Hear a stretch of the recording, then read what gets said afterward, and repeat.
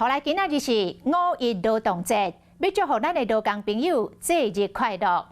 日前，国民党的立委余武庭提案修改劳基法，讲要改做员工试用的期间薪水领8成，但是安尼一来，参试用期会当领全新的员工，嘛只会当领到8成的薪水。民进党的立委痛骂讲，已经比2万字较低了，就惊这个民意大反弹，余武庭是赶紧取消修法。所以老板我会来上班，至于我可爱的小编，你休假1天。5月7日劳动节继续营业，立委家己提文件遭委员会和助理放一天假。民进党更加提出8年执政成绩，强调和劳工朋友徛做伙。刚这个时间，国民党也讲要修法，维护劳工。怎么样通过试用期能够顺利转正？这个考核评鉴的标准是不明确的。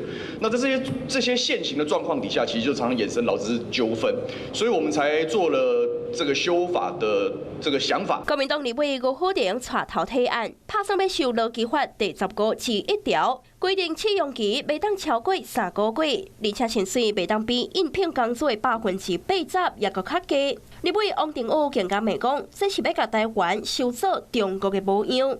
和中国劳动合同法做一个比较，内容嘛讲到劳动者伫试用期的工资，袂当比共职位上价工资的80%也搁较低，等于是互头家会当合法占劳工的班级。可能不小心胡抄乱抄，就去抄到这个中共的劳动合同法。那什么不抄，抄一个中国的法条，我觉得真的是蛮可笑的。我们自己在做法案研究调查的时候，也不会参照任何中国大陆的法律标准。那我也比较遗憾的是说，这件事情在还没有进入实质讨论的时候，被见了黑影就开枪。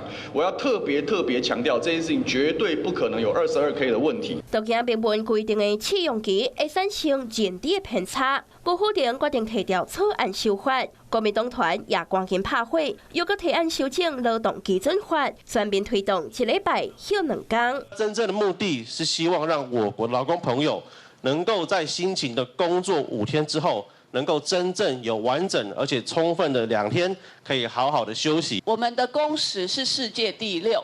这不是一个荣誉，这是一个耻辱。5月7日的劳动节，调也一直出招，希望会当得到劳工的心。